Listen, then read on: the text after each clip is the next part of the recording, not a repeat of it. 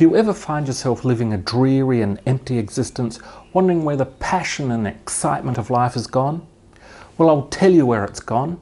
It's found its way up to Ballycroft Vineyard and Cellars and into Joe Evans' amazing wines.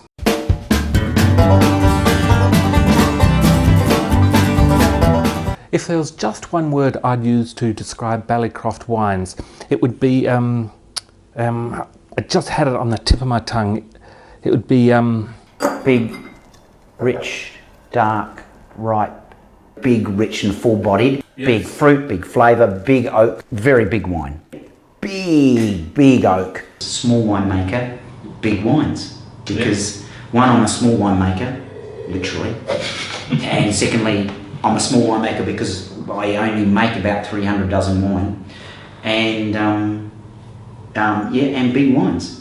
Ballycroft lies in the gorgeous town of Greenock in the northern Barossa. Like many Australians, I grew up to know the Barossa for its huge fruit-driven Shirazes. At a time when the Reds were marching across Europe, the Barossa became famous for its own Reds, but these were the kinds of Reds that you could put in a paper bag, take home, share with friends, and they didn't threaten global stability. And it's great to see Ballycroft who are still making these kinds of wines. The first wine we'll be looking at today is a 2013 Shiraz. I picked only 260 kilos to the acre, which is very, very low yielding. So there's not a lot of it. Yeah. So if you're watching this video and you wanted some of this wine, I would contact me immediately. Yeah. So very low yielding, very small berries. I was just about going to change the name and just calling it small berry. I was going to call it very small berry Shiraz. And the colour of the wine, the flavour of the wine, the phenolics, all comes from the skin. Lots of colour, lots of flavour, lots of tannin, and it's not fair I didn't give you enough. We'll even those up. Okay. I'm picking on flavour ripeness. When these grapes are flavour ripe, when the acid's starting to drop out, when the seeds go brown, when the grapes taste good, I'm picking them. Yeah. Cheers. Cheers. And I believe this is probably one of the biggest, richest, ripest wines I've ever had anything to do with. Yeah. And I'm very, very excited about it. And it's probably about the second bottle I've ever opened. And I'm hoping I don't get too many customers, because then at the end of the day I'll be able to drink the rest of the bottle. 3 years in AP John American oak, shaved out, dried for a year, big oak. Same thing. The oak is smooth, it's in balance, it's integrated. After sampling that lovely 2013, now's time to try the 09. I picked about 2.7 tonne off only 3 acres. Right. So that's less than 1 tonne to the acre. It's about 800 kilos to the acre. And you look at the colour of that. A 7-year-old that's still fresh and vibrant and red. Oh, we might have poured a bit too much, but oh well. Yeah. It's a long weekend. It is. Oh, excellent. Cheers. Yet again. Yeah. We're starting to have fun as the 16% goes to my cheeks, and I didn't need makeup today, did I? So I've got a bit of rosy cheek already. I get more of a raspberry mulberry, you know those mulberries with that nice acidity to it. It was pretty much the same oak as the last wine, which is actually mellowed out really well.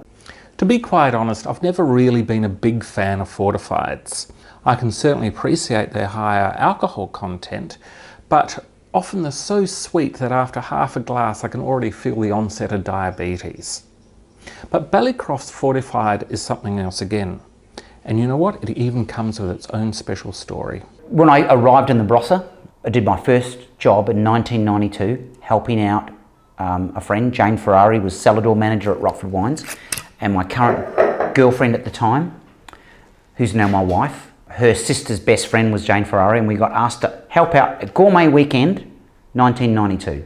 When I arrived in the Barossa, I drank Chardonnay and vintage port. Loved vintage port.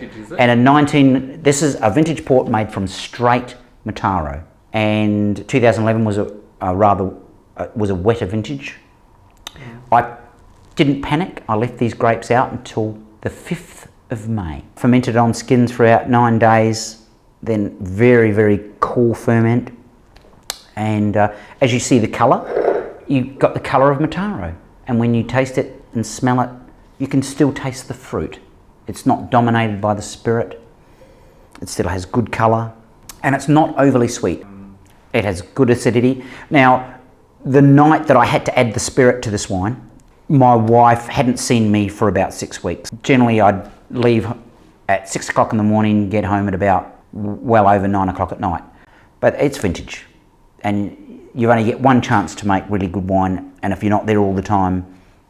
So my wife says, I've got Cirque du Soleil tickets, cheap, you know, it's pretty much the last week the show is in Adelaide, we're going to Cirque du Soleil. And I went, well, I have to fortify this Mataro, because you only get one, when you fortify it, that's it.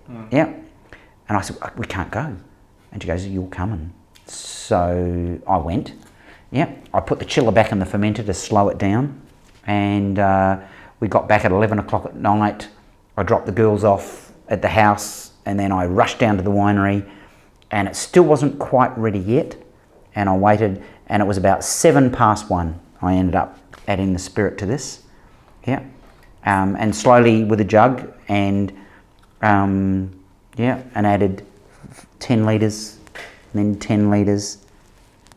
Tasted a little bit because it's 8-year-old brandy spirit. Yeah, so it was, and then ended up, yeah, staying the night just to keep an eye on it. Yeah, and ended up with a lovely vintage port that that will live, I think, until that goes rusty. I reckon this will age for 50 years easily. Yeah, until I'm 100, which will be in 50 years, and I will, without question, if I make it, we'll have a bottle of this. Yeah, and hopefully my one kidney will be able to survive it. And like it says, second line, proudly share with only your best friends. This is not a wine to share with your in-laws. Yeah, he's happy now, because that's 19% alcohol. Yeah, that's right. Oh, sorry, 19.2. Why is it 16.2, 16.2, 17.2? And I actually write on there, I don't average it, a lot of winemakers average their alcohol on their back label, and because in Australia it can be 1.5% different. It can, if your wine is actually 15 point. So if you're a little bit slow and you didn't quite get the message, Joe's wines are big. And he also makes a wicked Montepulciano and a yummy Cab Sav as well. So get up to Ballycroft and get your fill of some huge wines made from very small grapes.